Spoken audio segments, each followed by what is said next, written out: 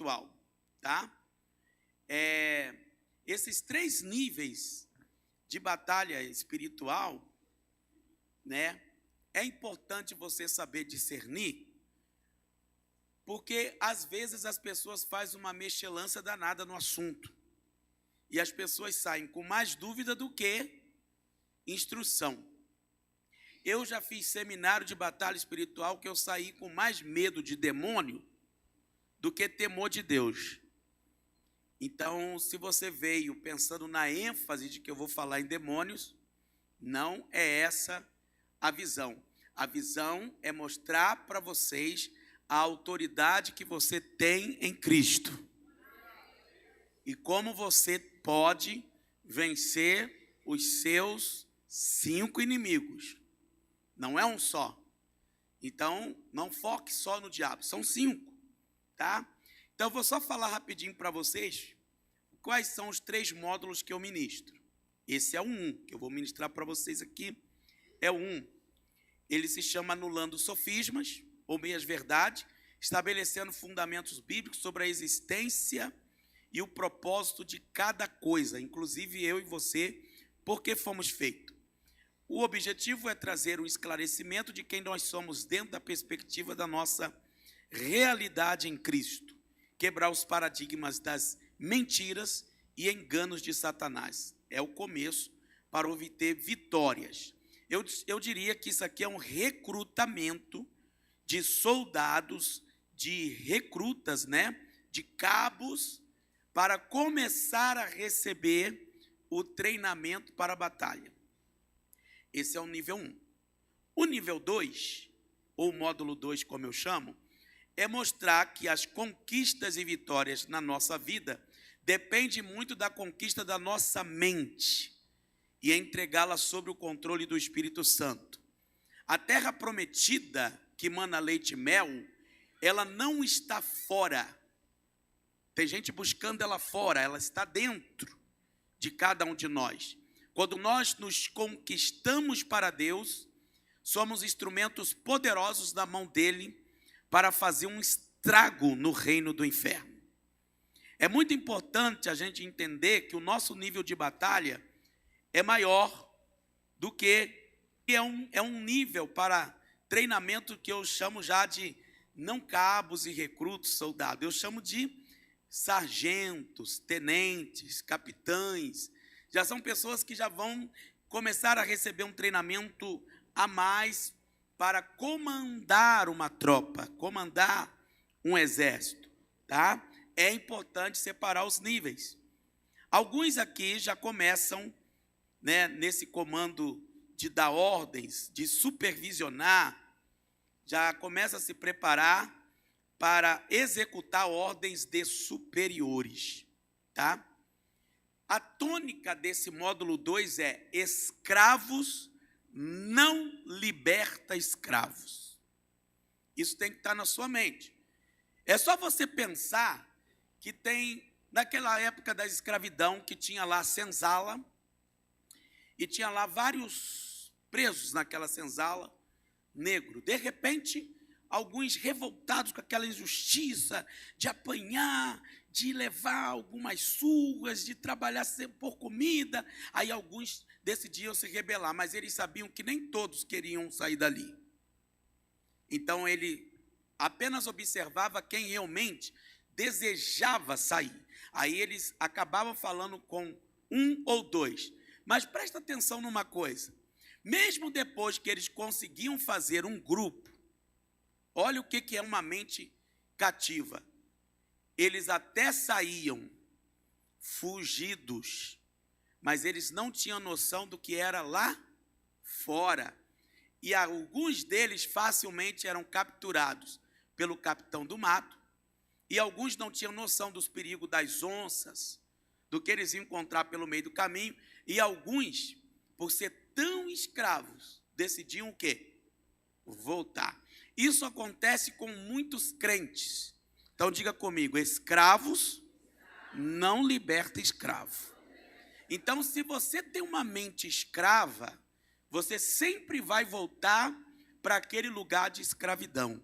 Mas se você tem uma mente liberta, prepara porque você vai libertar a outros. Porque você aprende o caminho, você diz, segue-me, eu sei como chegar lá. Mas se a gente se perder no meio da floresta, não, rapaz, eu sei o caminho. Muitos capitões do mato, irmãos, nem se preocupavam com os escravos fugitivos. Eles falavam assim, oh, se eu encontrar, eles vão sobreviver. E se eu não encontrar, eles vão morrer. Isso, irmão, trazendo para o paralelo espiritual, não é diferente. Então, você está aqui num treinamento, é importante que se trabalhe a libertação da sua mente. Quem você é em Cristo, tá? Então, nesse nível, 3, nesse nível 2, a gente trabalha essa percepção. Aí, o nível 3, eu já ministro, o nível de batalha, ele já é no nível profético. Esse nível profético é um nível altamente espiritual, gente. E eu poderia contar para vocês experiências profundas que nós temos vivido no nosso ministério. Já é um curso voltado para os experimentados e já pessoas que já exercitaram ou desenvolveram seus dons e habilidades. Aqui a coisa já envolve quem já conhece e interage com o mundo espiritual, Já lidamos com patentes de exércitos. Aqui a gente já fala de comandantes, generais, aqueles que já montam estratégias e planos de conquistas para vencer o seu inimigo. Aqui é um nível mais técnico, espiritualmente falando. Então, são esses 3 níveis. E se não separar isso, as pessoas se perdem. Por que eu digo que é um nível profético? Uma coisa foi Moisés, que conduziu o povo durante um período, pelo deserto. Moisés foi um líder preparado para guiar o povo no deserto. Mas para conquistar Canaã, para atravessar o Jordão, necessitava de quem? Josué. Josué já era alguém para traçar metas, batalhas, ouvir a voz de Deus e destruir muralhas, entrar nas fortalezas, atingir quem está cativo e pô-los em liberdade. Já é um outro nível, é uma outra conversa. E é isso que nós precisamos entender, Então, eu vou mostrar para os irmãos o que eu vou entrar hoje, e nós vamos seguir esses dias aqui, é o nível 1. Por que eu quis explicar isso? Para você não falar, puxa, eu pensei que o apóstolo ia conversar com o demônio, perguntar para ele algumas coisas. Eu não vi nada disso. Não é isso aqui. A ideia é você receber, e isso vai acontecer, a autoridade em Cristo. Você vai receber poder nas suas palavras. Você não vai se reconhecer depois deste seminário. Você vai ver quanto poder você tem. Sabe por que eu falo isso, amados? É só você parar para observar. Existe um vídeo circulando na internet, que esse vídeo mostra uma mulher guiando um cavalo sem cabresto. Ela simplesmente botava por 3 dias o cabresto no cavalo e ia puxando ele para lá e para cá. No 3º dia, sem cabresto, ela fazia isso com o cavalo. E o cavalo seguia. E ela fazia assim para ele, empurrando o cabresto, e ele afastando-se. Você vê que quando uma pessoa está presa pela mente, ela começa a obedecer comandos sem saber o poder que ela tem.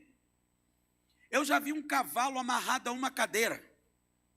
Você pega uma cadeira plástica dessa, amarra ali o cavalo, ele não sai do lugar. Se ele soubesse a força que ele tem, se ele soubesse que aquilo ali não está prendendo, se ele soubesse que aquilo ali, entendeu? Não o segura, ele não estaria ali. Irmãos, isso acontece com os crentes. é da vontade de Satanás, que você tenha uma mente cativa, uma mente presa. Eu não consigo, eu não posso, não é para mim, não vou chegar lá. E ele coloca isso na sua mente e você recebe isso como verdade. Mas quando você começa a receber a autoridade em Cristo e você vê que aquilo é mentira, você começa a tomar atitudes e passa a conquistar territórios. Amém? É isso que nós vamos aprender aqui. Estão dispostos? Amém. Então vamos lá. Nós vamos começar. Você vai acompanhando na apostila. Algumas vezes eu vou dizer aonde está o texto. O meu desejo nesta aula de hoje é mostrar para vocês algumas coisas importantes no livro de Gênesis, no início de tudo. Todos nós devemos saber responder essas perguntas. Quem sou eu? Tem a ver com identidade. Por que estamos aqui? Isso tem a ver com o propósito pelo qual eu existo. Qual é o significado da vida? Isso é o sentido pela qual eu sou homem ou mulher. Aqui mostra o sentido, o significado da vida. Por que Deus me fez com esta cor de pele, com a minha altura? Então isso tem a ver com a minha imagem. De onde eu vim? Isso tem a ver com a minha origem. Isso é muito importante você saber da onde você veio. Você não veio do fruto do evolucionismo. Você não veio do macaco. Da onde você veio? E é importante também você saber responder para onde eu estou indo. Quem não sabe para onde quer ir, acaba indo para onde não quer. Então, saber se eu estou na direção certa, me dá autoridade, me dá propósito, me dá sentido, me dá firmeza, me dá gosto para viver. Quando eu não sei para onde eu estou indo, qualquer lugar serve, qualquer coisa serve, qualquer um que eu casar serve, qualquer igreja que eu congregar serve, qualquer cidade que eu morar serve. Você não sabe para onde está indo. E é por isso que algumas pessoas estão tão perdidas, que elas falam, eu já sei, o problema está em Itabira, se eu for embora daqui, a minha vida vai melhorar. Não, eu tenho que ir para os Estados Unidos, ou eu tenho que ir para o Reino Unido. E às vezes o propósito e o que você precisa está bem perto de você. O livro de Gênesis, que é o livro das origens, ele não está ali apenas por acaso. Ele está ali para mostrar o início de muitas coisas, primeiras plantas, primeiros animais, o primeiro homem, a primeira mulher, o primeiro pecado, né? E o primeiro anúncio também da salvação, para nós, se encontra no livro de Gênesis. Então, tudo que nele está escrito para a gente desenvolver o nosso propósito, o nosso sentido de vida. Começo dizendo uma coisa muito importante. A religião, ou a palavra religião, vem da palavra em latim religare, que quer dizer reconectar, religar o homem a Deus. E o que ela prega é que o homem, por causa das religiões, está em busca de Deus. Mas religião é o contrário do evangelho, tá? Por quê? Deus, ou melhor dizendo, Jesus, quando veio na terra, ele não veio fundar uma religião. De jeito nenhum. Ele veio pregar o evangelho e mostrar que enquanto a religião é o homem em busca de Deus, o evangelho é Deus que está em busca do homem. Eu vou explicar melhor isso aqui para você entender. Você tem um celular ou você comprou uma televisão. Lá vai ter um departamento, um telefone chamado SAC, Serviço de Atendimento ao Consumidor. Por que eles estão interessados em que o consumidor dê um feedback se aquele celular é bom ou não, se aquela TV funciona ou não, se ela presta ou não? Não é por causa de você, é por causa do nome da companhia. Porque se você disser, o telefone Nokia não presta, se você disser, não compre Samsung, e isso for espalhando, você quebra a empresa. Nós fomos feitos por uma empresa, espiritualmente falando, Pai, Filho e Espírito Santo. Ele é o maior interessado que você dê certo, porque é o nome dele. Você vai encontrar vários textos na Bíblia que ele fala assim, por amor de mim, não é por amor de você. Ele diz, eu farei isso por amor de mim mesmo. Jurei por mim mesmo. Por que ele diz isso? Porque ele está interessado de que você seja a criatura que dê certo. Deus não quer que você tire a sua própria vida. Deus não quer que você tenha fracasso financeiro. Deus não quer que você fracasse no casamento. Deus não quer que você fracasse na sua saúde. O propósito de Deus é que você dê muito certo, para que as pessoas, ao olhar para você, louve e glorifique a Deus, porque aqueles que Ele criou funcionam. Dá certo. Você está me entendendo? Então, uma coisa importante nessa primeira página é mostrar umas coisas que talvez vocês já tenham passado por ela. Eu vou pedir ajuda do irmão ali para os textos bíblicos, que aí me adianta e eu ganho bastante tempo. Se você quiser, às vezes, só anotar, eu gostaria que você só anotasse, que se você for procurar na sua Bíblia, pode ser que você leve tempo. Então, aqui, a gente vai acompanhar. Eu quero começar em Gênesis 1:1. Gênesis, capítulo 1, versículo 1. No princípio, Deus criou os céus e a terra. Céus no plural e terra no singular.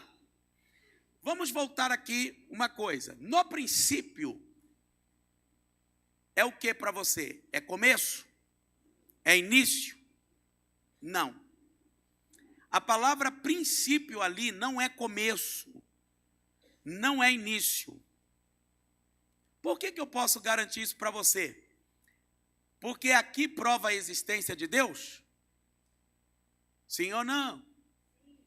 Prova? Aqui prova a existência de Deus? Não. Aqui mostra Deus num ato. Mostra Deus fazendo. Não prova que Ele existe. Aqui o texto mostra Deus criando. Deus realizando algo. Então aqui não é a prova de Deus. Quando a gente lê no princípio, a gente está lendo a seguinte palavra: Deus, no eterno passado, Deus antes da terra. Quando foi que Jesus morreu? Há 2000 anos atrás? Há 2000 anos atrás, gente? Há mais de 2000 anos atrás? Ele morreu antes, o Cordeiro que morreu, antes da fundação do mundo. Pega a visão, amados. Tem muita coisa que aconteceu muito antes desse Gênesis 1:1. O Cordeiro que ia morrer na cruz já havia morrido. A sua salvação já estava garantida. A existência da igreja já estava estabelecida. Aqui não é o começo de nada. Quando esse texto diz, no princípio, criou Deus os céus e a terra, mostra Deus no ato. Agora eu vou mostrar para você Deus antes do ato. Esse versículo, sim, prova a existência de Deus. João 1:1. No princípio era o verbo. O verbo estava com Deus. E o verbo era Deus. Mas a gente precisa corrigir umas coisinhas nesse versículo também, porque a tradução, gente, para o português, dificulta muito. Você sabe que o Novo Testamento foi escrito em grego. Então, essa expressão aqui já está correta. Ó. No princípio era a palavra. Sabe o que quer dizer a palavra ali? Ideia. Um plano. Uma ação. Sabe quem é a palavra ali? A sabedoria. Sabe quem é a sabedoria? De acordo com Provérbio 9, Jesus. No princípio era a ideia, o pensamento. Pastor,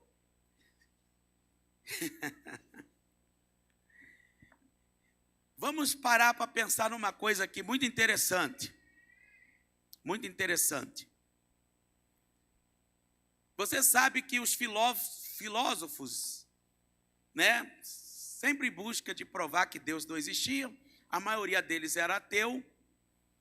E você sabe qual a conclusão que René Descartes chegou? De que prova que eu sou eu? Ele disse essa frase: penso e logo existo. Sabe por que eu existo? Porque eu tenho noção de mim mesmo. Preste atenção. Um bebê, quando está no ventre da mãe, você sabia que ele não é um ser humano? Ele é, depois que ele nasce, um pequeno idiota.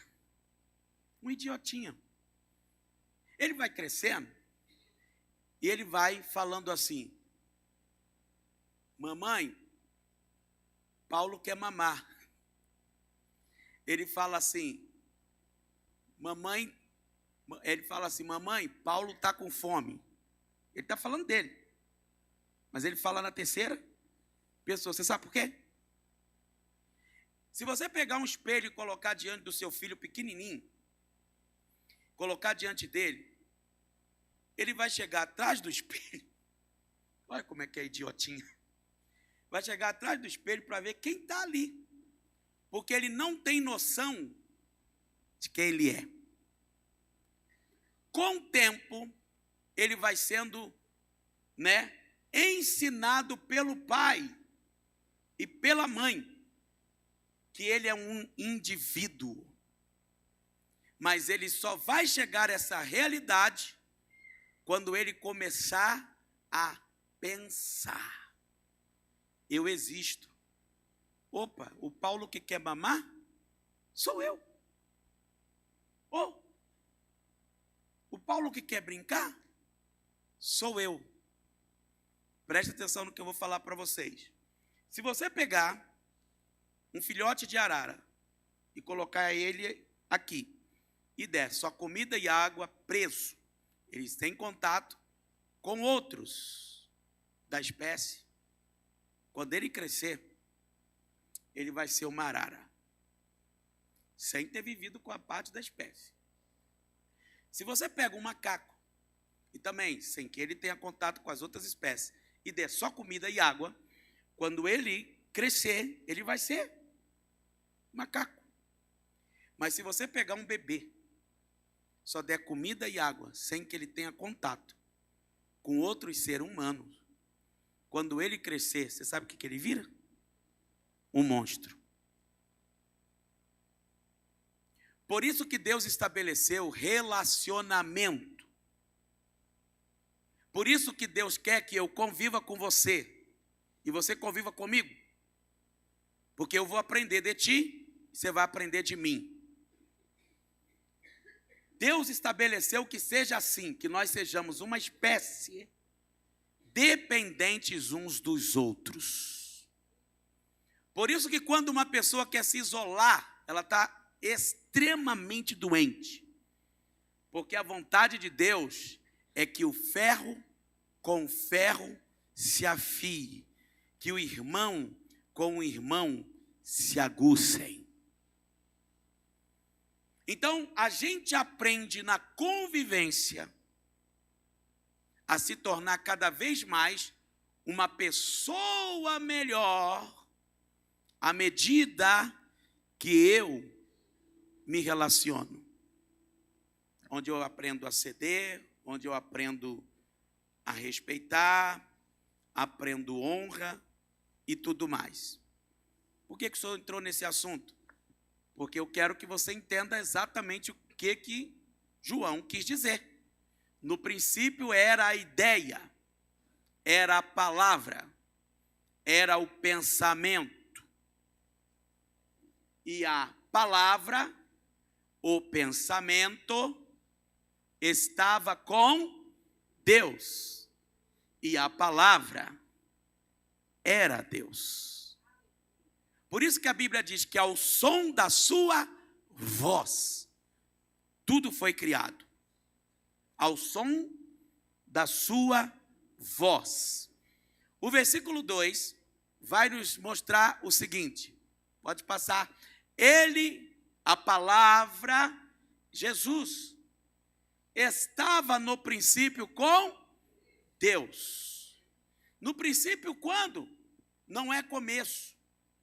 No eterno passado, antes da fundação do mundo. Ele já estava com Deus. 3. Todas as coisas foram feitas por Ele. Sem Ele, nada do que foi feito se fez. Nele estava a vida, e a vida era a luz dos homens. Diga comigo, luz dos homens. Irmãos, o que é luz? Para que serve a luz? Para espantar as trevas. A Bíblia diz que quando Jesus nasceu, o povo que vivia aqui andava em grandes trevas. Você sabe o que ele está se referindo? 400 anos antes de Jesus nascer, Deus ficou sem falar com a terra. Nem através de profeta, nem nada. Ali tem uma lacuna entre Malaquias e Mateus. 400 anos Deus sem comunicar com a terra. Quero levar você a entender uma coisa muito importante, que nesse período, a profecia de Malaquias se encerrou assim, Deus dizendo, eu vos enviarei alguém que vai pregar na mesma unção do profeta Elias, que foi o perturbador de Israel. Ele pregará uma mensagem tão poderosa que vai converter o coração dos pais aos filhos e dos filhos aos seus pais, para que eu não venha e fira a terra com maldição. João tem uma visão de que quando Jesus está chegando, João Batista é esse Elias, tem vários textos bíblicos, que vem preparando o caminho do Senhor. E a mensagem dele é: arrependei-vos, para que sejam apagados os vossos pecados. A mensagem era uma mensagem de arrependimento, porque o povo naquele tempo estava em grandes trevas. A palavra treva aqui é ignorância. O povo estava em plena ignorância, em plena treva. O que você faz, irmãos, na escuridão? Nada. Você sabe para onde vai? Não. Você sabe o que comer? Não. Você pode comer uma coisa estragada nas trevas, ou pode comer uma coisa boa. Nas trevas você não vê nada. Enquanto trevas é ignorância, luz é conhecimento. Então, o que eu quero dizer para vocês? Que conhecimento liberta. Por isso que a Bíblia diz: Deus é luz e habita em luz inacessível. A Bíblia diz: Deus é espírito, e aonde está o Espírito do Senhor, aí há libertação. Então, o que as pessoas precisam para serem libertas? Luz. O que elas precisam de? Conhecimento. Vou fazer uma pergunta para vocês. Manga com leite mata?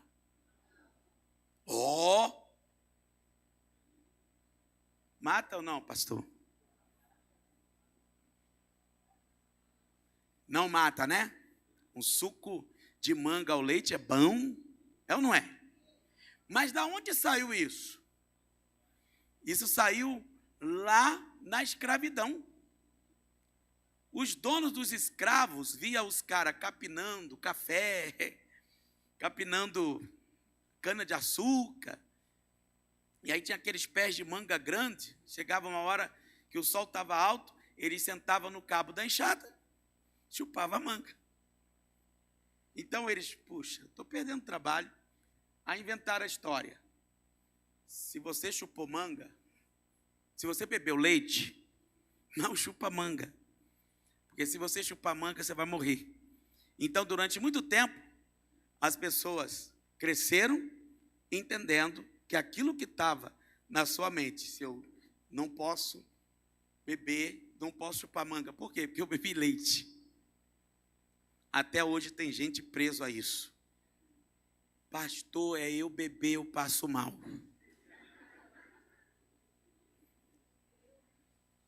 Porque você, essa pessoa, está na ignorância, está nas trevas. Deixa eu falar, o diabo governa pelas trevas. Ele é o rei das trevas.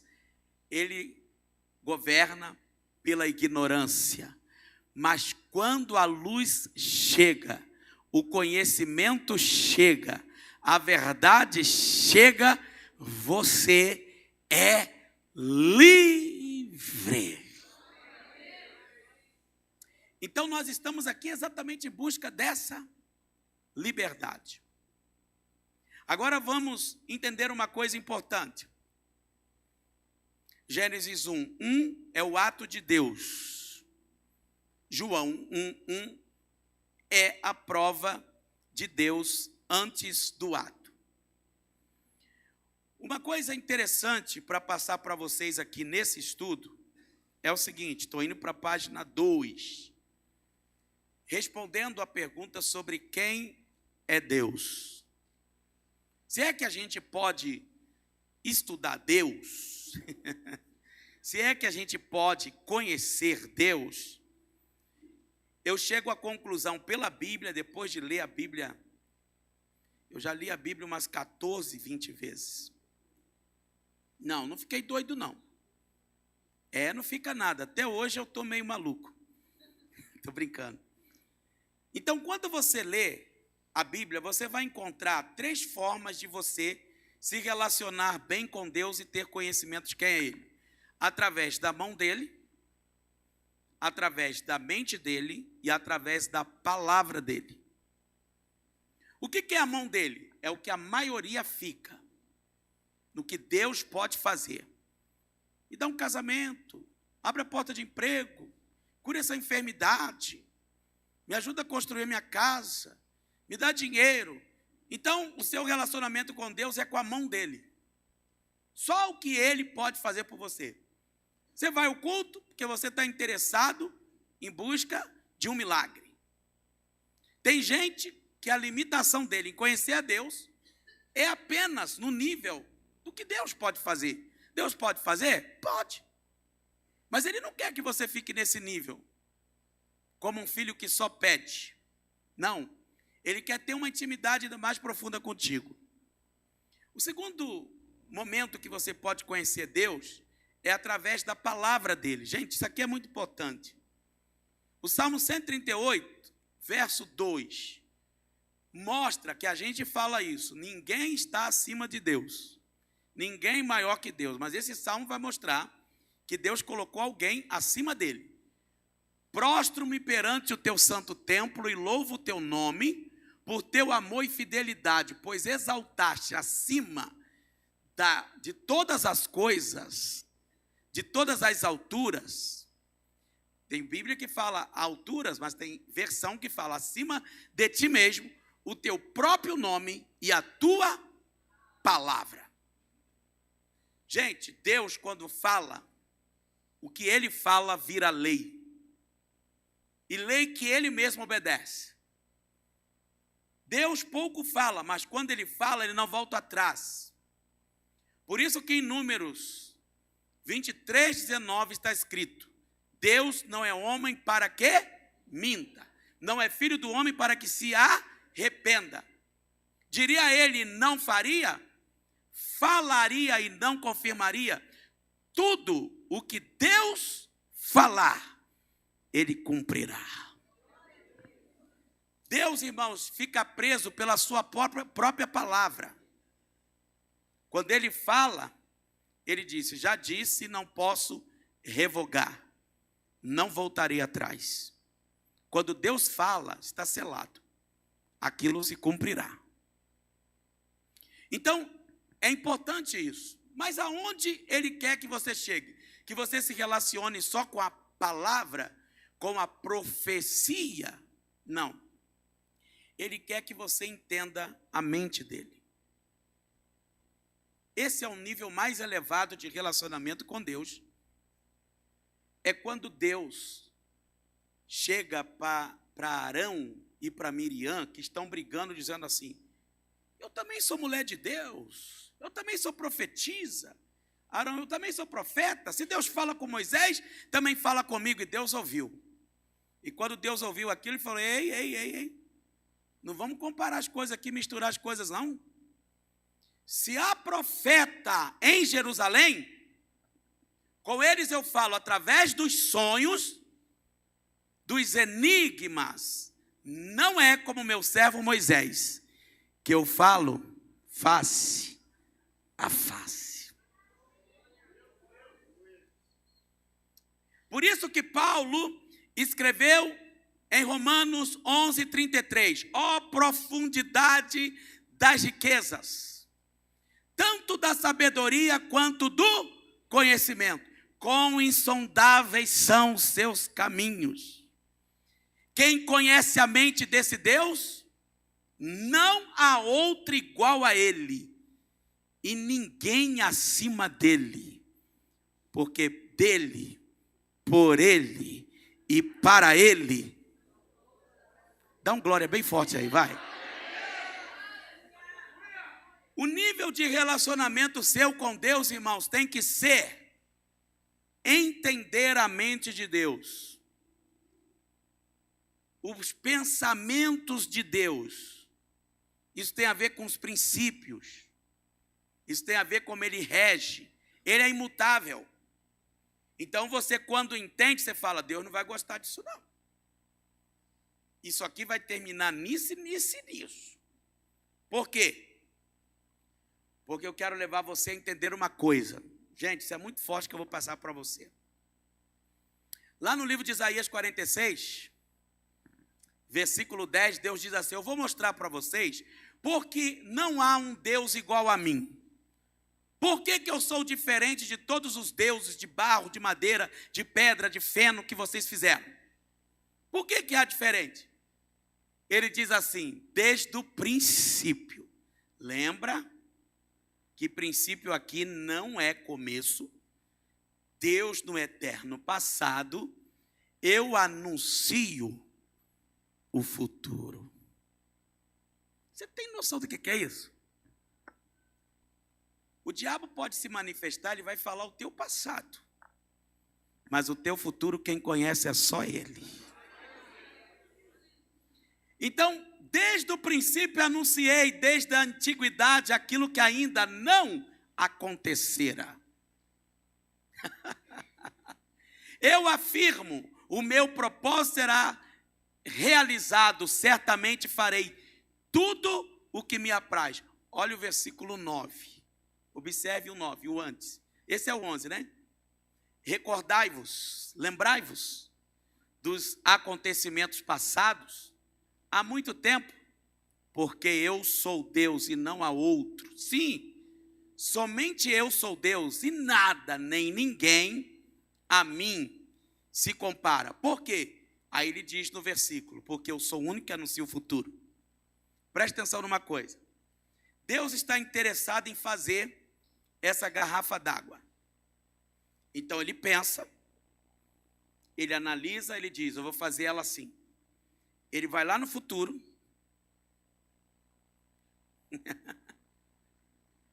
termina a garrafa,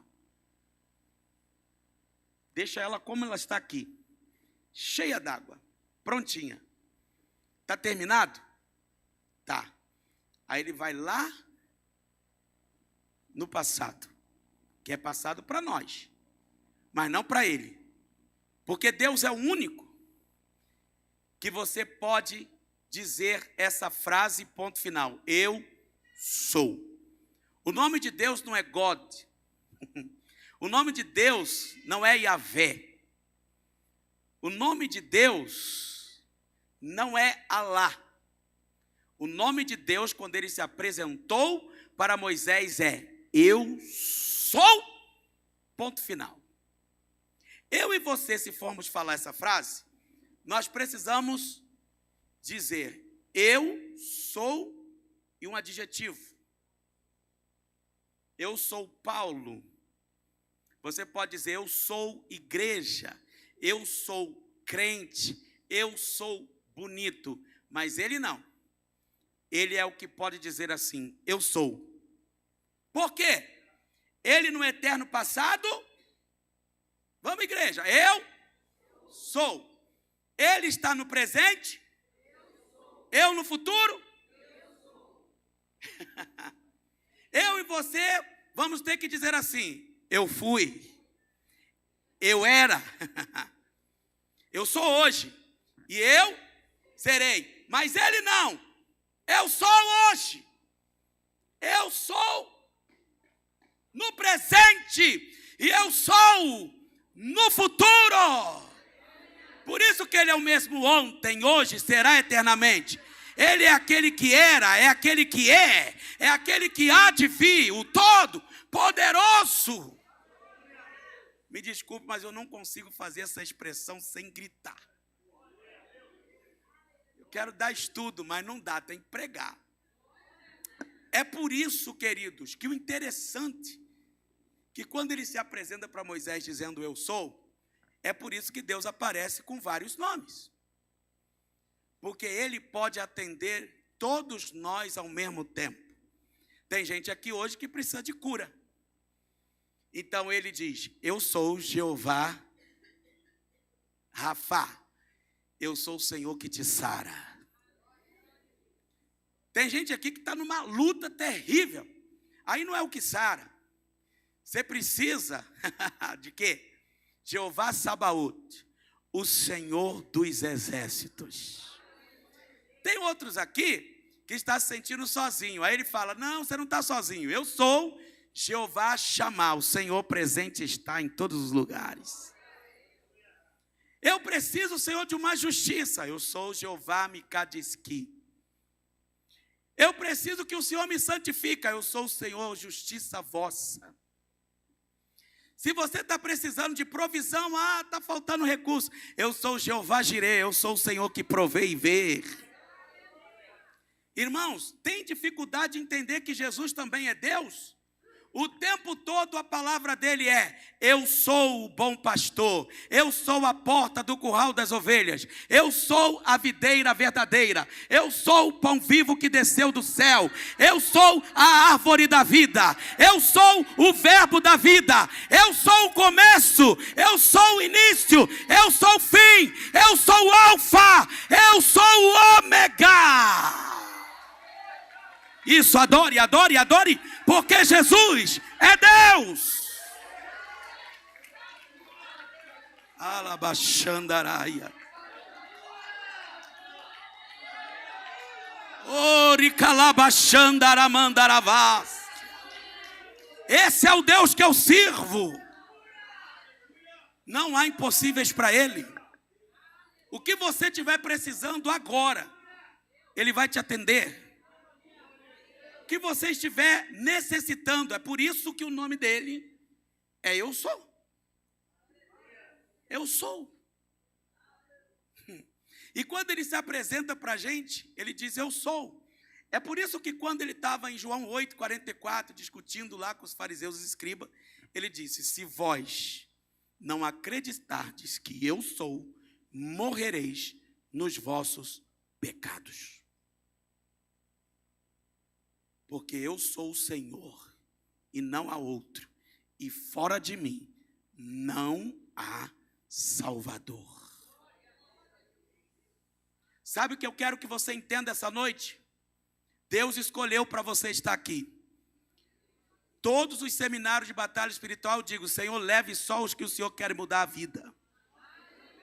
E você foi escolhido, e eu quero anunciar uma coisa para você. Você não vai fracassar, a coisa não vai dar errado, porque tudo que você vai ser, não será, já é. Ele já acabou aqui, ó. O que você já foi, o que você será, o que você vai chegar, já está determinado. Ainda que você no meio do caminho comece a sair da rota, o final é, o propósito dele se estabelecerá. E ele não escreveu para você uma história de fracasso, ele escreveu o seu nome e disse, vitória. Quando você tem isso dentro de você, você sabe que o que aconteceu nesse caminho foi um acidente. Não tem ponto final aí, tem uma vírgula.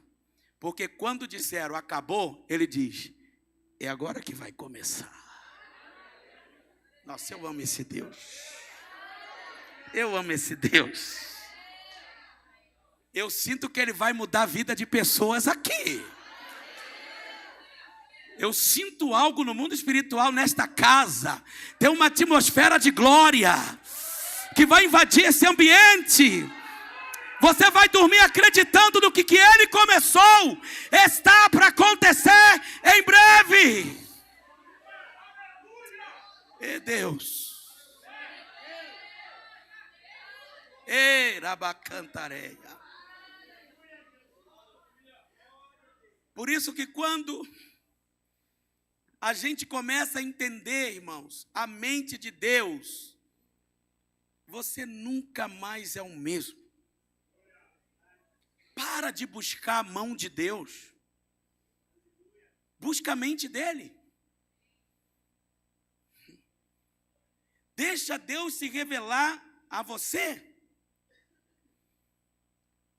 E aí tem uma coisa importante, que as pessoas estão sempre em busca de Deus. E nesse ponto aqui,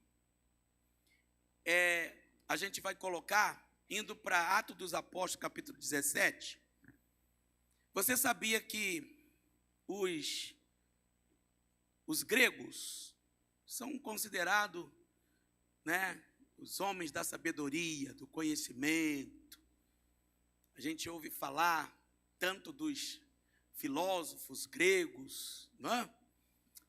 A gente também ouve falar muito, mas muito mesmo, da mitologia grega, dos deuses. Eles amam deuses. Como eles amam Deus. E Paulo chegou ali em Atenas, numa cidade da Grécia, e começou a ouvir o que eles estavam falando. E quando eles estavam falando, eles procuravam saber qual eram as notícias. O que saiu na Gazeta hoje? Qual é a informação que nós precisamos hoje? E eles começaram a discutir. Paulo começa a falar de Jesus e esse Jesus ressuscitado.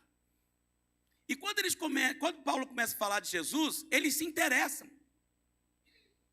E no interesse deles, Paulo fala o seguinte: vejo que vocês são um pouco supersticiosos. Vocês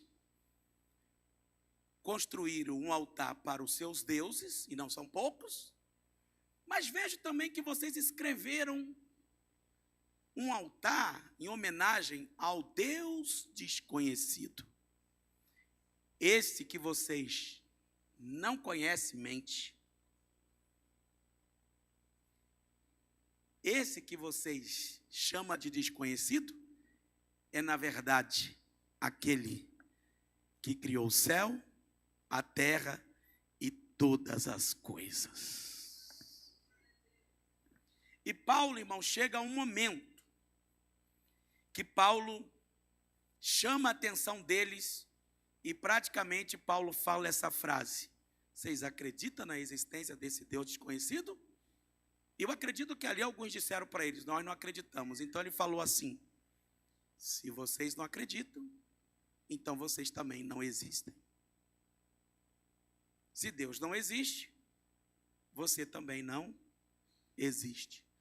Porque ele diz: aqui está a tríade da existência humana. Nele vivemos, nele nos movemos e nele existimos. Presta atenção no que Paulo está falando. Ele está falando que todas as coisas, que Deus é a origem. Deus é o começo de tudo. Então, se você nega a existência dele, quem é você? Então, acompanha comigo aqui na sua apostila. Existir é a condição básica, página 2, lá na parte de baixo, de estar presente no mundo, de ser uma realidade. Mover envolve a ação de deslocar-se, de realizar um movimento. Viver implica estar vivo, ter uma existência com experiência, crescimento e transformações. Eu vou explicar. Isso aqui existe? Existe? Tem vida? Se move? Mas existe? Existe. Um animal existe? Tem vida? Tem movimento? O que é que ele não tem?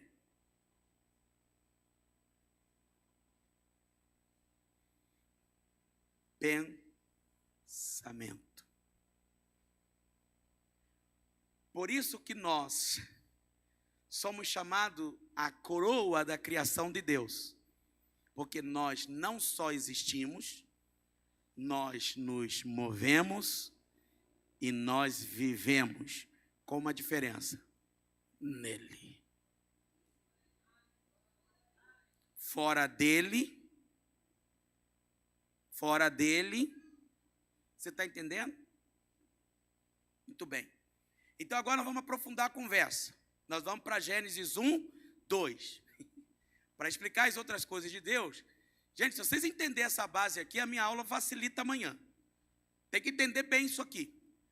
Gênesis 1, 2 diz: a terra, entretanto, era, como era?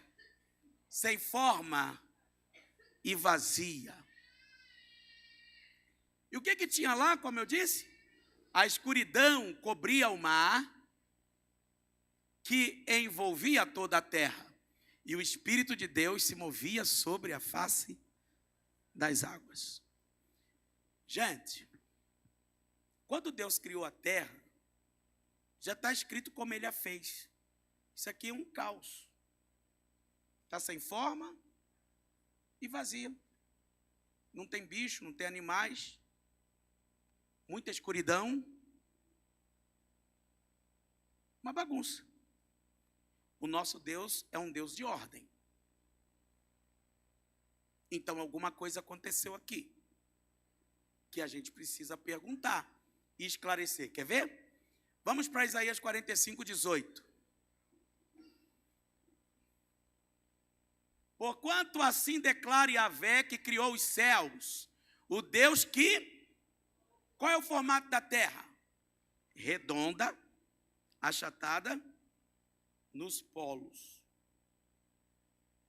Sim ou não, gente? Quinta série aí. Que formou a terra, que a fez e a estabeleceu. Ele não a criou para vazia.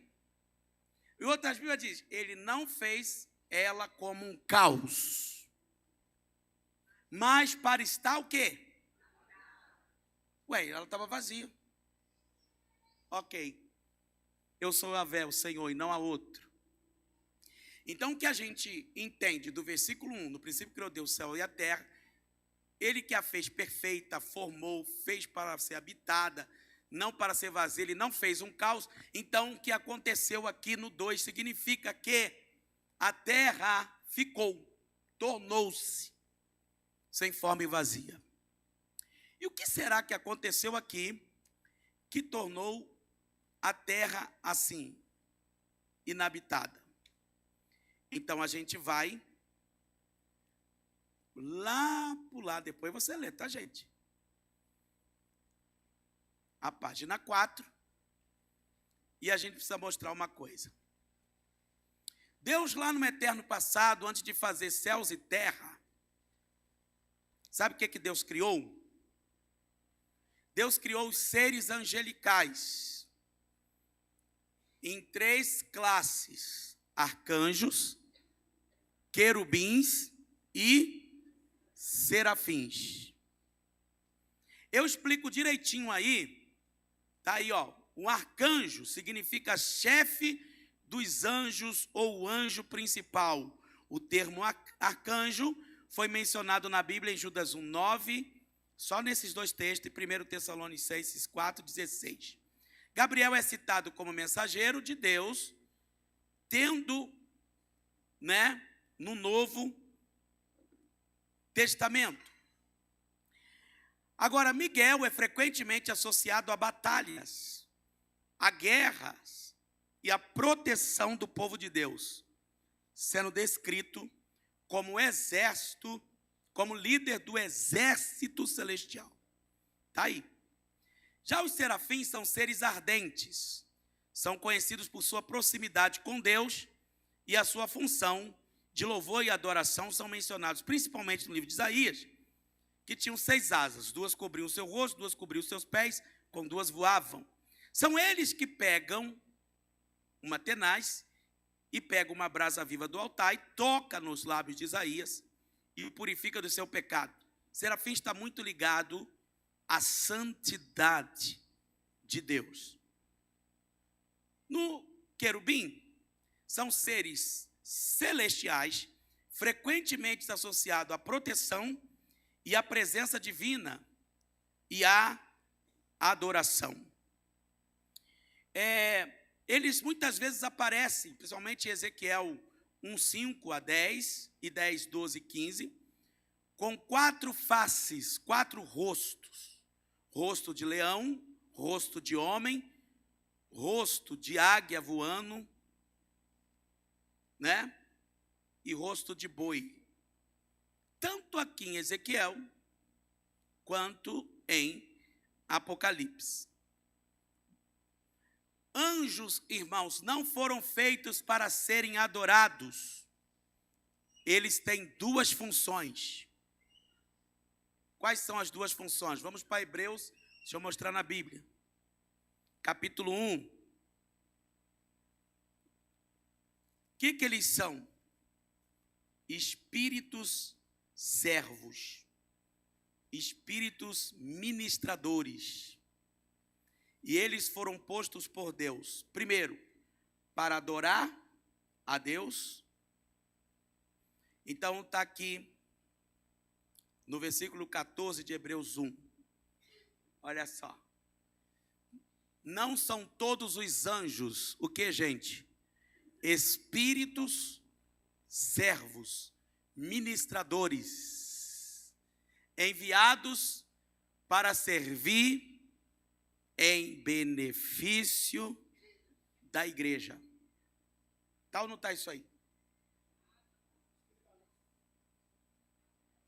Eles estão aqui para servir aqueles que vão herdar a salvação. Quem vai herdar a salvação aqui? Então tem anjos poderosos para te guardar. Por isso que o Salmo 37:5 diz: o anjo do Senhor acampa-se ao redor daqueles que o temem e o livra. A pessoa chega na igreja e fala assim: pura sorte, um carro quase bateu em mim. Pois eu digo: irmão, o anjo do Senhor foi enviado e te deu livramento. O Senhor te livrou. Eu ia cair no banheiro, ia bater com a cabeça com tudo, pastor. Sorte, que sorte? Sorte? Você não viu?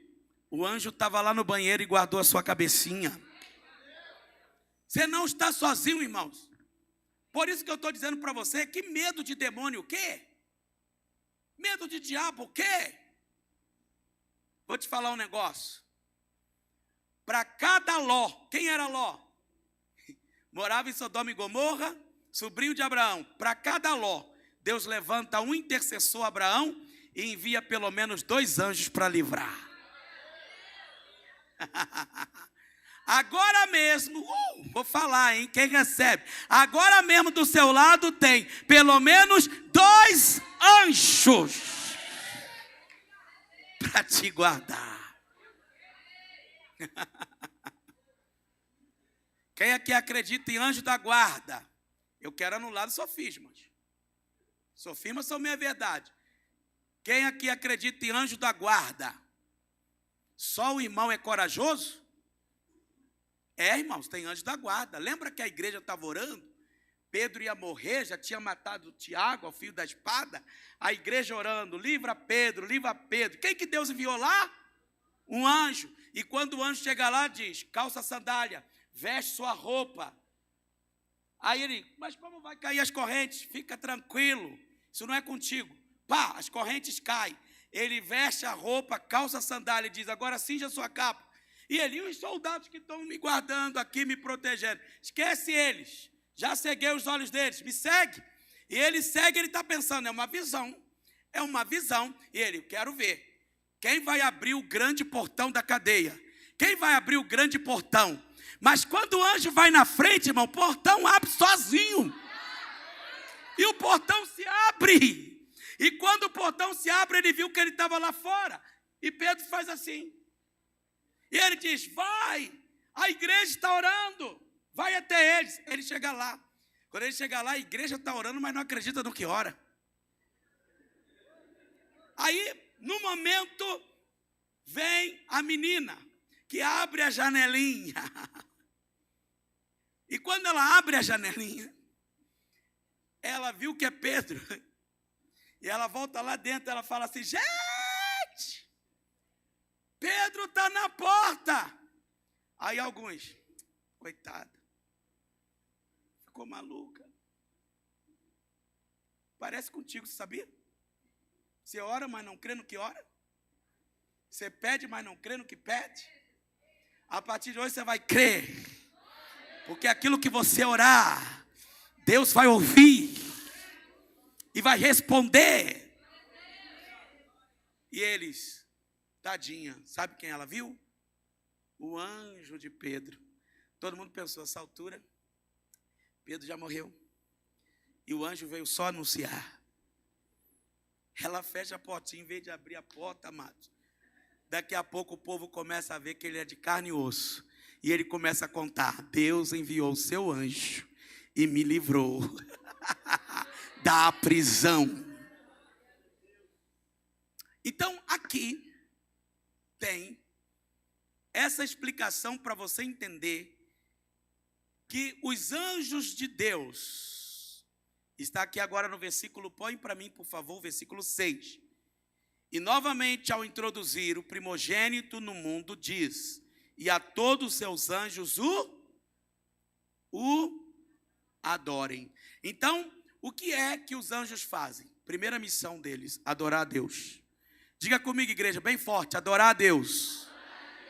Segunda missão dos anjos: servir os cristãos na terra. Anjos estão ao nosso serviço. Por isso que na batalha espiritual, irmãos, você não está sozinho.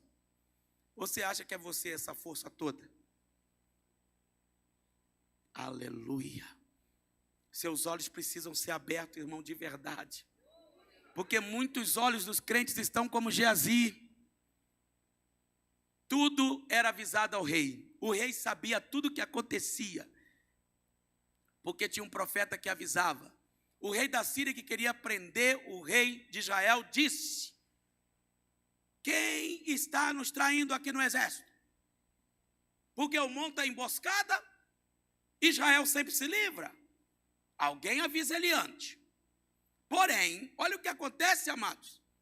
Olha que forte, ele fala: não. É que tem alguém lá no meio deles, num nível profético, num nível espiritual, que ele avisa tudo para o rei antes de acontecer. Como é que é o nome dele? Eliseu. Prenda ele. Segura ele. Vê onde ele está. E cercaram a cidade aonde estava Eliseu.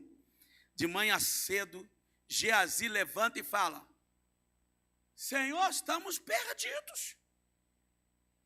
Carros, cavalos, cavaleiros armados até o dente, agora nos pegou. O profeta, irmãos, que conhece a mente de Deus, ele fala: Senhor, abre os olhos dele para que ele veja. E quando ele abriu, ele viu que por trás do exército inimigo, tinha um exército muito maior, de anjos enviados por Deus para conceder-lhes a vitória. Você precisa entender. Mas eu quero chegar num ponto aqui, que eu espero fechar ainda, nesses minutinhos que me restam. Quando a gente lê que quando Deus, criou os céus e a terra, tem uma classe de anjos que não aparece bem escrita como arcanjos, querubins, serafim. Não, é dentro da classe dos querubins, aparece um com uma função acima de todos os outros anjos, cujo nome era Lúcifer. Vou mostrar para vocês que eles estavam com Deus na criação e no planejamento da terra. A terra não foi feita assim, irmão, do nada não. O nosso sistema, puxa, eu tenho que ter tempo, né? O nosso sistema é um sistema, irmão, feito para funcionar. Se você falar assim: pastor, tem vida em Marte? Não. Tem vida em Vênus? Não. Em Plutão? Não. Em Júpiter? Não. Nenhum desses lugares foram planejados para ter vida. O único planeta que reúne condições de um ecossistema funcional para ter vida: água, fotossíntese, sol, lua, estações, frio, inverno, cresce, morre, vive, é o planeta Terra. Isso aqui foi feito para nós. Deus planejou isso aqui para o homem. Entenda isso, isso tem que estar dentro de você. Quando a gente começa a entender isso aqui, você vai ver que o nosso sistema é o sistema solar. Irmãos, a Terra está num lugar tão estratégico que se ela se aproximar 1 milímetro do Sol, isso aqui tudo pega fogo. Se ela se afastar 1 milímetro, ela se junta à Lua, isso aqui tudo congela. Não teria vida. Isso aqui é tão funcional que não sei se vocês sabem, mas existem muitos meteoros soltos pelo espaço. Ah, que legal. Olha só. Rapaz, o negócio aqui é bom, né? O negócio aqui é bom. Ainda não evolui assim, não. Aonde está a Terra ali, irmãos? Como é que é o nome desse planetão aqui, grandão? O nome dele é Júpiter. Esse planeta foi feito e é chamado de escudo da Terra. Tudo antes de atingir a Terra é absorvido por ele. Ele tem um imã que ele faz assim, ó, para não destruir a vida humana. Esse sistema é tão funcional que ele, assim, ó, ele fica nessa ordem sem se movimentar dali. E nós já aprendemos que não é o Sol que gira, mas é a Terra, ou os planetas que giram em torno do Sol. Ninguém sai da ordem. É por isso que você pode calcular segundo, minuto, hora, dia, mês e ano. Um ano, 365, 366 dias, é o tempo que a Terra precisa para dar uma volta em torno do Sol. Agora imagine vocês, é numa velocidade tão grande, que se de repente ela parasse, isso aqui tudo ia para o espaço. E você sente tanto essa correria? Não. Quando eu comecei a dar essa aula, que eu não vou poder aprofundar aqui no assunto, aí um adolescente estava na sala, um menino de 15 anos, ele falou assim, depois disso que o senhor está explicando, um cara que é ateu precisa ter muita fé para ser ateu. Rapaz, agora onde eu vou, eu levo a frase dele. O cara tem que ser muito ateu para não acreditar que existe um Deus que construiu, que edificou e faz tudo funcionar direitinho. Se pegar você, ser humano, seu cérebro, ai meu Deus do céu, seu coração, já pensou se seu coração falasse assim, eu vou tirar uma folga hoje, viu? Já pensou se ele fala assim, hoje eu estou de férias, estou cansado. Você já pensou? Tudo funciona, irmão, perfeitamente. Sabe por quê? Tem um arquiteto que construiu tudo isso. Por isso que quando nós dizemos Deus é soberano, é porque Ele não só criou. A soberania de Deus é porque Ele criou e controla tudo. Deus não se ausenta do trono, irmãos. Aí nós vamos chegar lá nessa parte, aonde a gente observa em Jó, põe para mim, irmão, por favor, me ajuda. 38, verso 4. Jó está sendo construído, está questionando Deus, uma situação. Deus fala para ele assim, onde estavas tu quando eu lançava o que, gente? Alicerce é o quê? Fundamento. Você está vendo o alicerce da terra? Mas ela está sobre um eixo que não move nem para lá nem para cá. Salmo 24. Do Senhor é a terra, a sua plenitude, o mundo e tudo que nele habita. Porque ele afundou sobre os mares e construiu sobre os rios. Quando eu lançava os alicerces da terra, conta-me se é que tens verdadeiro entendimento. Pode seguir. Versículo 5. Quem determinou, presta atenção nisso, os limites das dimensões da terra? Talvez tenha essa resposta, Jó. Ou quem estendeu sobre ela a face da terra e o cordel, a linha de medir? Isso mostra, irmãos, que a terra foi planejada. O tamanho dela é o tamanho que Deus quis. E até hoje o nosso Deus é um Deus de ordem, tá? É um Deus de planejamento. Ele deu a planta do tabernáculo, ele deu a planta do templo. E ele fala assim, não vão tirar nem 1 milímetro e nem pôr. É na medida que eu dei. A medida da arca, a medida do holocausto, a medida da bacia, a medida da cortina, a medida do tabernáculo. Ele é um Deus de ordem. Por isso que vocês vão começar a entender por que Satanás opera, porque a função dele é desordenar tudo. É criar uma bagunça na sua mente. Uma bagunça no ser humano. Quem está solteiro quer casar, quem está casado quer separar. Quem é homem quer virar mulher, quem é mulher quer virar homem.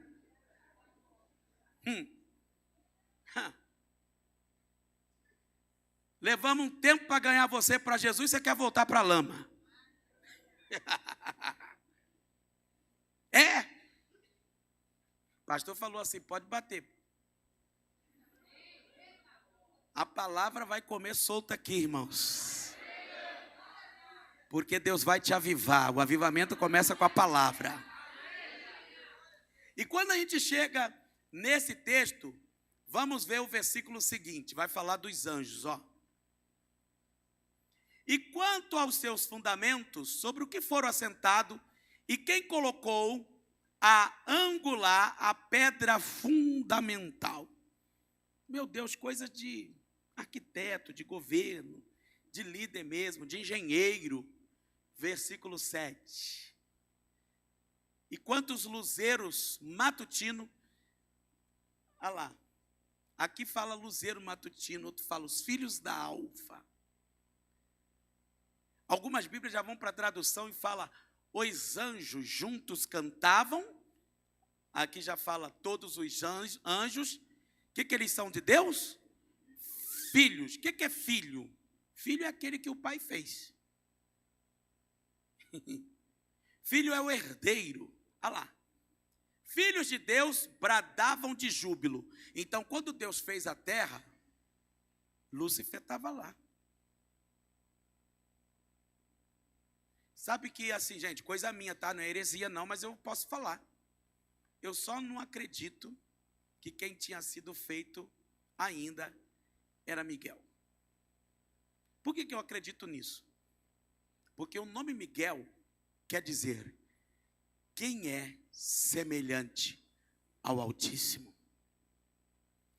Eu acredito que Miguel foi feito depois que Lúcifer decidiu que ele tinha que ser maior que Deus. Então aqui eu vou explicar outra coisa que está na sua apostila, depois você lê lá eu explico melhor. Aqui eu só vou passar. O pecado não começou no Éden. Não começou com Adão e Eva. O pecado começou no céu. Quando esse anjo, no seu coração, decide que ele quer ser igual a Deus. Melhor, ele diz, acima das nuvens estabelecerei o meu trono e serei semelhante ao Altíssimo. Aí eu acho que Deus foi lá, faz Miguel e diz assim, aqui Satanás, quem é? Vou te perguntar, você toda vez que vê Miguel na batalha, você vai lembrar. Ninguém é semelhante a mim. Quem é semelhante a mim? Uau! Agora, vamos ver uma coisa interessante? Vamos para Isaías. A gente tem que ir mostrando a Bíblia. Faltam 7 minutos. Lá! O pastor falou 9h30, eu sou obediente, irmão. Então, amanhã vocês chegam mais cedo. Chega porque assim, tem muita coisa. Eu quero dar tudo, mas se o tempo não der, o problema é seu, hein? Estou fazendo aqui uma campanhazinha. Convida outros para vir amanhã e fala assim, ó, você perdeu. Você pensou que ia lá sair com medo de demônio? Eu estou me sentindo corajoso. Irmão, você está com tanta unção hoje que quando você chegar em casa, se tiver algum capetinha lá, meu irmão, ele vai sair correndo. Ele vai falar, está chegando aí, está chegando ela, está chegando ele. Vamos embora, vamos embora. Então aqui no texto de Isaías 14, vou mostrar para você. Isaías 14. Nossa, vocês vão... Quem achou? Versículo 10. Vamos para o 10. Vamos começar lá que a gente já ganha tempo.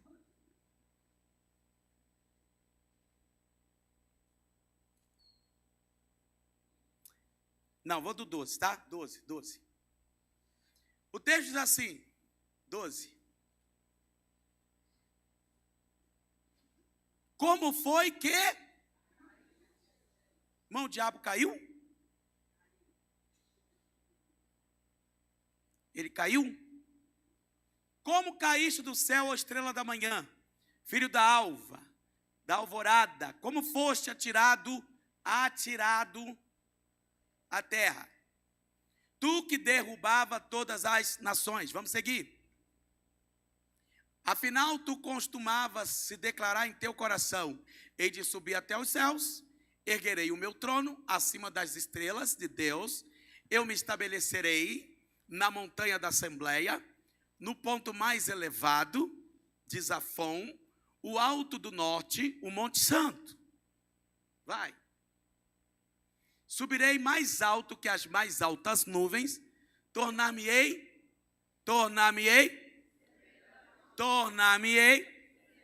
O que ele queria? Ser semelhante ao Altíssimo. Pode seguir o versículo. Contudo, tu não vai ser semelhante ao Altíssimo. Para onde tu vai? Às profundezas do... O que é Seol, gente? Inferno. Tu vai para o inferno. Da morte, foste precipitado, lançaste foste do fundo do abismo. Pode seguir. Os que te veem, fitam os olhos em ti e te observam com toda atenção, indagando, porventura, é este o homem que fazia tremer a terra inteira, que abalava reinos. Olha como é que ele era poderoso. Pode seguir mais. Que reduziu o mundo a um deserto.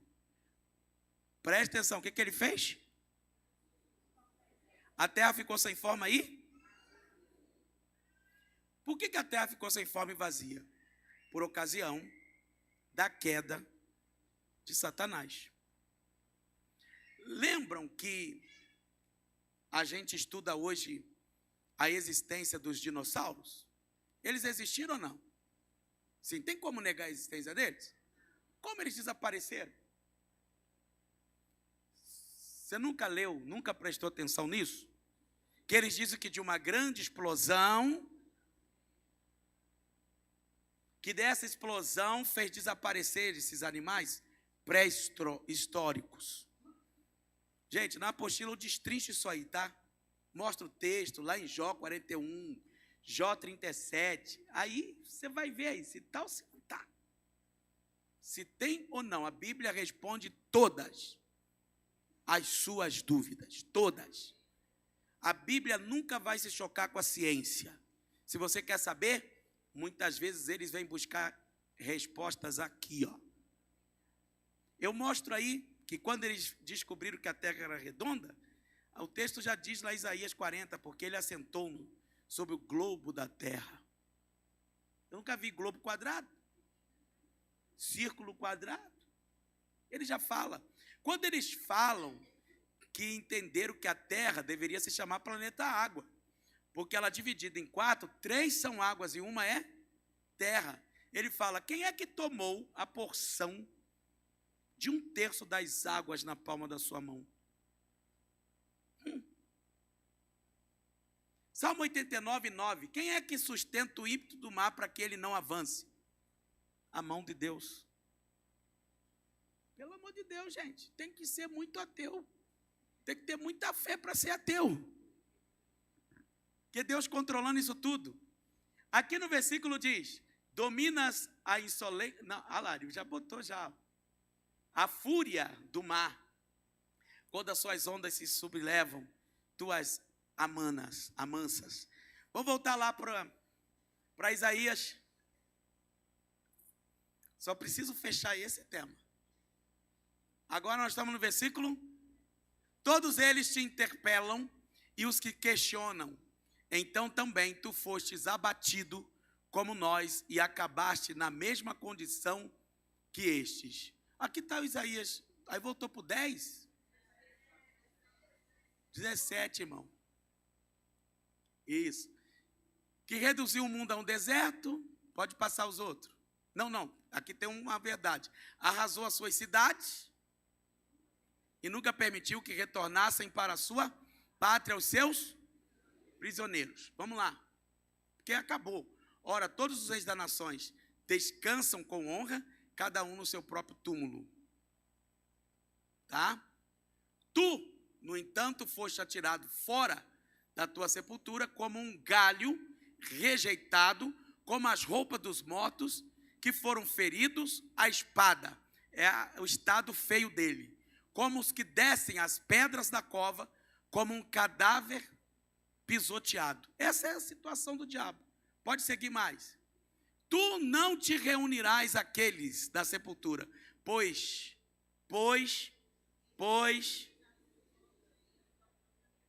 destruíste a tua própria terra e fizeste perecer o teu povo, os que existiram naquela época, não humano, Portanto, nunca mais se mencione essa descendência de malfeitores.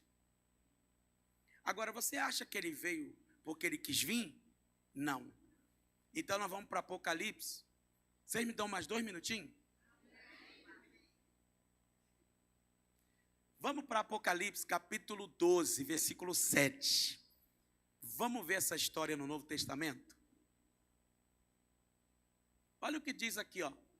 Houve então, o quê?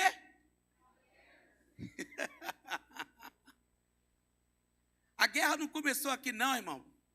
A batalha é espiritual, porque ela teve origem no espiritual. Houve então uma guerra nos céus. Miguel, quem é semelhante ao Altíssimo, e seu exército de anjos lutaram contra o... Engraçado que lá, no Éden, ele é a serpente. Aqui o bicho cresceu, evoluiu, virou dragão. Ficou gordinho, virou dragão, rapaz. Olha lá.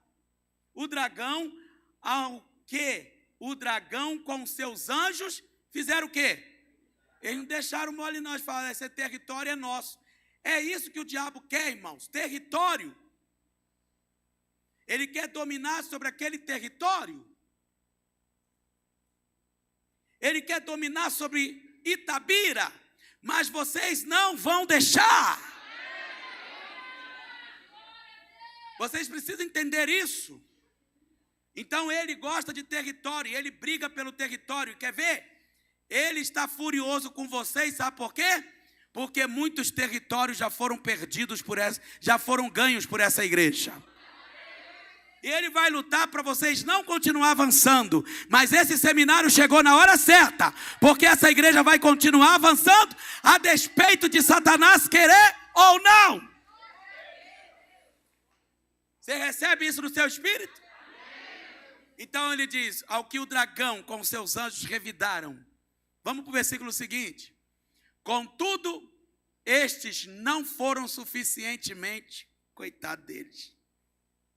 Queriam ir com a bicicletinha contra uma carreta. Suficientemente poderosos e dessa maneira perderam seu lugar nos céus. Vamos lá. Assim o grande dragão foi ali excluído. Eu gosto das palavras expulso. Ele não veio porque ele quis. Foi expulso. Irmão, como é que você fala para um cachorro sair? Sai, cachorrinho, por favor, sai. Sai. Sai. Ele foi expulso para sempre. Ele é a antiga serpente chamada diabo ou Satanás, que tem a capacidade de enganar o mundo inteiro. Ele e seus anjos foram lançados à terra. Por que ele aparece com esses dois nomes? Porque a palavra diabo quer dizer acusador. Essa é a função dele, acusar. E por que ele tem também nome de Satanás? Quer dizer adversário, opositor. Ele se opõe à sua bênção, ele se opõe à sua felicidade. Você nunca vai ver um demônio falar, eu estou nesse corpo porque eu a amo. Ele fala, eu odeio, eu vou matar ela. É ou não é?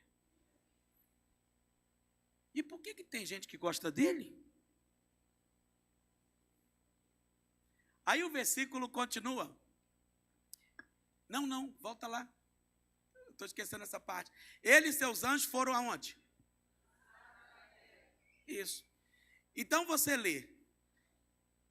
No princípio criou Deus os céus e a terra, cheia, perfeita, ornamentada, linda, habitada. Então 2, entre o versículo 1 e o versículo 2, tem milhões e milhões de anos, acontece essa queda de Satanás. E a terra ficou sem forma e vazia. Ele e seus anjos foram lançados à terra. Pode seguir. Então, ouviu uma grande voz, uma voz grave, que dizia, que vinha dos céus, proclamando, eis que agora chegou a salvação, o poder e o reino do nosso Deus, e a autoridade do seu Cristo, pois foi expulso aí. Agora sim. Agora a sua Bíblia se alinhou, irmão. Foi expulso o acusador de nossos irmãos, o mesmo que os denuncia. Isso que ele faz, denuncia de dia e de noite perante o nosso Deus. Pastor, onde está escrito que ele trouxe a terça parte? Já vi tanta gente falar que ele trouxe a terça parte. Olha o que diz o versículo 4 do 12. Nós estamos no 12, não está? Olha o 4. Sua cauda arrastou consigo uma terça parte das estrelas dos céus. Agora eu acho engraçado uma coisa, né? Desculpe se tem católico aqui, mas eu tenho que falar. Por que vocês não rezam o quinto? Não rezam o quarto? Tem que rezar o terço mesmo? Quantos de vocês rezaram para essa classe aí, hein? É o engano, né, irmã? Agora vão culpar o engano, né? Vocês rezando o terço, a terça parte. Vocês não estavam falando com Deus, não, meu irmão. Entendeu? Quer ver? Como é que vocês conseguem ser enganados? Como foi que Jesus identificou o acusador? Aliás, o traidor. Ele falou, aquele que eu der um bocado de pão molhado. Quantas hóstias você tomou e você se fez de Judas? Traidora, traidor.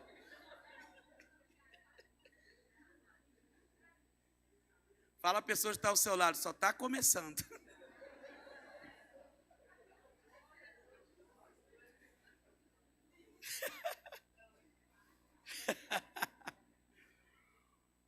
Bom, por hoje é só, não vai dar mais.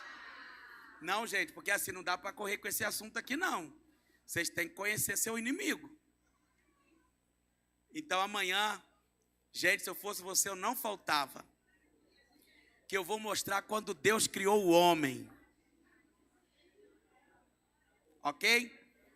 Fiquem de pé para a gente orar, nos cobrir com o sangue de Jesus. Eu acho que as apostilas acabaram, mas se você for convidar alguém para amanhã, tem que falar com o pastor. Para ele trazer, botei água lá, eu estou assim, ninguém trouxe água para mim. Já estava acabado, eu que não vim. Estava lá no futuro. Então, esse é o problema, a gente não traz para o presente a falta de fé. Ok? Gente, coloca as duas mãos sobre a sua cabeça. E diz assim, em nome de Jesus, eu recebo esta palavra sobre a minha vida. Estou guardado debaixo do sangue de Jesus Cristo. Por isso, a Bíblia diz que aqueles que são de Deus, o maligno não lhes tocam. Eu sou de Deus. Eu me cubro agora com o sangue de Jesus. Coloco sobre mim as armaduras de Deus, capacete da salvação, embraço o escudo da fé, calço os meus pés com o evangelho da paz, cinto as minhas costas com o cinturão da couraça da justiça e o meu abdômen com o cinturão da verdade. Eu tomo agora a espada do Espírito, que é a palavra de Deus, e com este ato declaro que no escudo da fé estão apagados todos os dardos inflamados do maligno sobre a minha vida. Diga, Senhor Jesus, eu proíbo no mundo espiritual todo ataque, contra-ataque e retaliação do diabo contra mim, a minha família e tudo que está relacionado à minha vida. Declaro em nome de Jesus que amanhã estarei neste lugar, firmado na rocha, cheio da unção do Senhor sobre a minha vida, em nome de Jesus. Amém. Bem forte, aplaude a Jesus.